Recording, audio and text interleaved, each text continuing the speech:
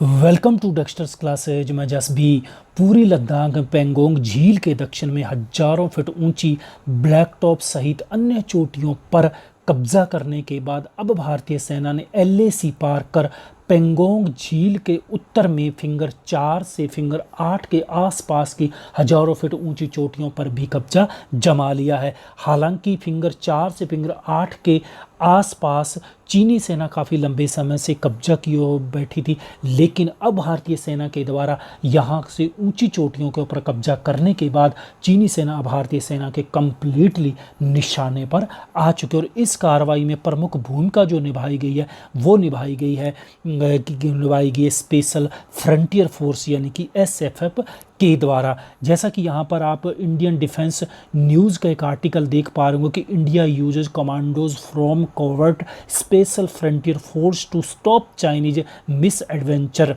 तो आज के वीडियो में हम इसी पर बात करेंगे फ्रेंड्स कि ये जो एसएफएफ यानी कि स्पेशल जो ये फ्रंटियर फोर्सेस है, हालांकि ये पहली बार आप नाम सुन रहे हैं जब ये वाक़या हुआ है। इससे पहले इनके बारे में जानकारी नहीं थी, लेकिन ये काफ़ी लंबे समय से भारतीय सेना का एक प्रमुख हिस्सा है जो कि कठिनतम ऑपरेशंस को सफलतापूर्वक अंजाम देती है। तो इसी विषय को पर हम आज के इस विषय में बात करेंगे। बने रहेगा वीडियो में आगे बढ़े उससे पहले निवेदन है कि यदि चैनल को सब्सक्राइब नहीं किया तो चैनल को सब्सक्राइब कर लीजिएगा। अब यदि हम बात कर लेते हैं कि ये हमारी जो स्पेशल फ्रंटियर फोर्सेस है ये गठन कैसे होता है, कौन करता है। देखिए, जब 1962 में भारत और चीन का युद्ध हुआ था, उस युद्ध के बाद में पंडित नेहरू ने इंटेलिजेंस ब्यूरो के फाउंडर डायरेक्टर भोलानाथ मलिक व बीजू पटनायक की सलाह पर एक अलग से फोर्स का गठन किया था। और ये उन लोगों की फोर्स थी जिसमें कि तिब्बती लोगों को भर्ती किया गया था। और जैसा कि आप जानते हैं कि जो तिब्बत के लोग हैं ये आज भारत में एक एग्जाइल में रह रहे हैं। दलाई लामा जब 1959 में भाग कर तिब्बत से भारत आए तो उसके साथ लाखों की संख्या में तिब्बती लोग आए थे। तो वही तिब्बती लोग हैं इस स्पेशल फ्रंटियर फोर्स का एक प्रमुख हिस्सा है। और आज के समय में हालांकि तिब्बती लोगों के साथ साथ इसमें गोरखा लोगों को भी शामिल किया गया है जो कि नेपाली मूल के लोग हैं। उस समय जब इसका गठन किया गया था तो उस समय इसका नाम था एस्टेब्लिशमेंट 22, क्योंकि इसका जो गठन किया गया था वो किया गया था मेजर जनरल सुजान सिंह उभान के द्वारा किया गया था। तब वे 22 माउंट रेजिमेंट के प्रमुख कमांडेंट थे, तो उन्हों के द्वारा ही एस्टेब्लिशमेंट 22 नाम दिया गया था। पर आगे चलकर इसका नाम हो गया स्पेशल फ्रंटियर फोर्स, जो आज के समय में कैबिनेट सचिव और पीएमओ को रिपोर्ट करती है, डायरेक्ट प्रधानमंत्री कार्यालय के अधीन काम करती है। और इसका जो प्रमुख होता है, जिसकी जो प्रमुख अगुवाई करता है वो करता है इंस्पेक्टर जनरल, इसकी अगुवाई करता है। तो ये है इसकी जो फॉर्मेशन की हम बात कर रहे थे, क्योंकि ये लोग जो तिब्बती लोग होते हैं ये बचपन से ही हजारों फीट ऊंचे पहाड़ों पर रहने का अभ्यस्त होते हैं। इनके घर भी पहाड़े हजारों फीट ऊंची पहाड़ियों पर होते हैं। बचपन से ये पहाड़ों पर कूदने में फांदने में अभ्यस्त होते हैं और ये हाई एल्टीट्यूड पर सर्वाइव करने में अभ्यस्त होते थे। इसीलिए ही इनकी एक स्पेशल फोर्स बनाई गई है। अब यदि हम इसके योगदान की देखिए बात करें तो ये नहीं है कि 29 और 30 की अगस्त की मध्य रात्रि को पहली बार यूज किया, नहीं।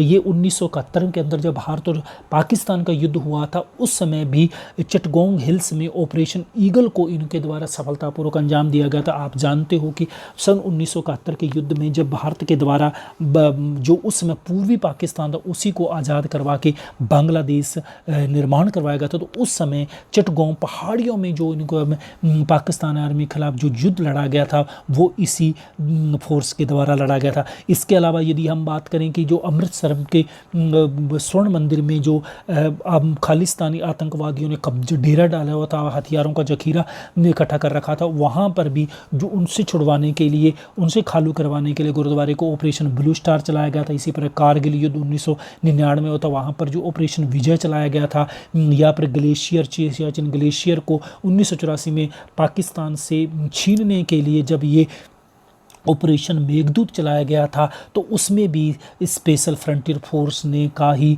प्रमुख रूप से योगदान लिया गया था। इन्होंने वह सफलतापूर्वक भूमिका निभाई। और इसके अलावा आज भी अनेकों आतंकवादी रोधी कार्रवाइयाँ हो या फिर गोपनीय अभियान हो भारत सरकार के, तो उनमें भी स्पेशल फ्रंटियर फोर्स को ही प्रयोग में लिया जाता है, और जो कि वे सफलतापूर्वक भूमिका निभाते हैं। अब यदि हम बात करें इनकी, यदि हम ट्रेनिंग की बात करें, देखिए इनकी ट्रेनिंग बहुत ही कठिन से कठिन हालातों में की जाती है, ताकि ये कठिनतम हालातों में भी अपनी मिशन को सटीकता से अंजाम दे सकें। और ये लोग देखिए, इनकी ट्रेनिंग से आप अंदाज़ा यहीं से लगा सकते हैं कि करीब -30 से 40 डिग्री तापमान में भी ये नंगे बदन रह सकते हैं। आग में कूदना, पहाड़ों पर चढ़ना, खाई में कूदना, बंदूक के साथ या खाली हाथ किस प्रकार से दुश्मन को ढेर करना है, इन्हें इस प्रकार की ट्रेनिंग दी जाती है। और इनकी ट्रेनिंग पहले क्या होता था, पहले भारतीय जो एनालिसिस विंग है, यानी कि भारतीय खुफिया एजेंसी रो है, और जो प्रमुख एजेंसी है IB इंटेलिजेंस ब्यूरो, इन्हीं के द्वारा इनको ट्रेंड किया जाता है। लेकिन इन दिनों अब अमेरिका की जो खुफिया एजेंसी, अमेरिका की, उसका नाम है CIA सेंट्रल इन्वेस्टिगेशन एजेंसी, उनके द्वारा भी इन्हें स्पेशल ट्रेनिंग दी जाती है। तो आप अंदाज़ा लगा सकते हो इनका कि कितने हाई लेवल के इनको बड़ी गोपनीयता से ट्रेनिंग दी जाती है, यानी कि जो रेगुलर हमारी आर्मी है उन्हें भी इनके ऑपरेशंस का मालूम नहीं होता है। अब यदि हम बात करें कि क्या ये भारतीय सेना का हिस्सा है, देखिए ये भारतीय सेना का हिस्सा नहीं होते, लेकिन जितने भी भारतीय सेना के जो ऑपरेशंस होते हैं उनको कमांड करना, उनको नियंत्रण करना, उनकी अगुवाई में ये स्पेशल फ्रंटियर फोर्स की अगुवाई में ही उन ऑपरेशंस को अंजाम दिया जाता है। और यदि हम, और हाँ, भारतीय सेना की जो रैंक संरचना, उसी की तरह इनकी सेना में भी रैंक होती है, और इनकी जो ट्रेनिंग सेंटर भी अलग होते हैं, जहाँ कठिन से कठिन प्रशिक्षण दिया जाता है, ताकि पहाड़ों में विशेष रूप से ये एक सफलतापूर्वक युद्ध लड़ सकें। और इनका जो हेड क्वार्टर की यदि हम बात करें तो उत्तराखंड के चकराता में ही है, और वहीं पर इनको ट्रेनिंग दी जाती है। और आज की समय यदि डेट में हम बात करें कि स्पेशल फ्रंटियर फोर्स में 5000 कमांडो, जिनमें आज गोरखा लोगों के साथ साथ महिला सैनिकों को भी इसमें शामिल किया जाता है। और इन लोगों की जो खासियत है, यहाँ पर हम बात करें कि इसमें तिब्बती प्रमुख रूप से लोग होते हैं, जो कि पहाड़ों में चढ़ने में, कूदने में और ऊंची पहाड़ों में रहने में ये अभ्यस्त होते हैं। और यदि हम इसकी जैसा कि हम पहले बात कर चुके हैं कि देखिए ये तिब्बत मूल के लोग होते हैं, कि जब 1959 में चाइना के द्वारा तिब्बत के ऊपर कब्जा कर लिया गया, तब दलाई लामा के नेतृत्व में भागकर जो लाखों लोग आए थे, और यहाँ पर भारत में जो धर्मशाला है, यहाँ पर एक एग्जाइल गवर्नमेंट स्थापित कर रखी है तिब्बती लोगों ने दलाई लामा के नेतृत्व में। तो उसी में ही जो लड़ाके हैं तिब्बती, वो आज भारतीय सेना को ये योगदान दे रहे। और आज में यदि देखिए, ये जो पहली प्रमुख रूप से ये दलाई लामा को ही अपने भगवान के रूप में मानते, और उसके बाद अन्य किसी को प्रमुख समर्पित होते हैं। और इनकी यदि हम बात करें कि भारतीय सेना में जो ये लंबे समय से सेवाएं दे रहे हैं, उसकी ये मूल तिब्बती लोग हैं, और ये पहाड़ी युद्ध में बहुत ही पारंगत होते हैं, माहिर होते हैं।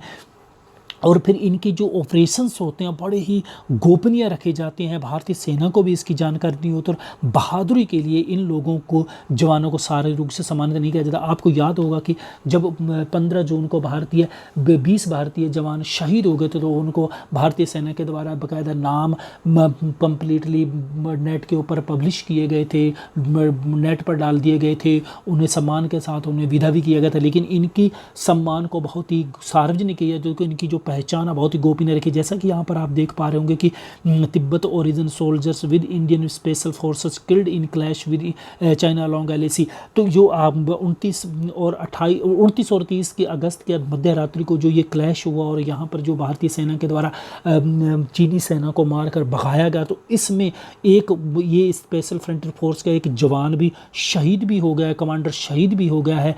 लेकिन उसका भारत सरकार के द्वारा डिक्लेयर नहीं किया गया है, उसको डिस्क्लोज नहीं किया गया। क्यों? क्योंकि ये बहुत ही गोपनीय ऑपरेशंस होता है, उनके पहचान भी गोपनीय नहीं रखी जाती है। ये था फ्रेंड्स हमारा आज का वीडियो। उम्मीद है वीडियो पसंद आया, और पसंद है तो लाइक कीजिएगा, शेयर कीजिएगा, और चैनल सब्सक्राइब नहीं तो चैनल को सब्सक्राइब कर लीजिएगा। मिलता हूँ इसी प्रकार के और वीडियो के साथ। वीडियो सुनने के लिए बहुत बहुत धन्यवाद।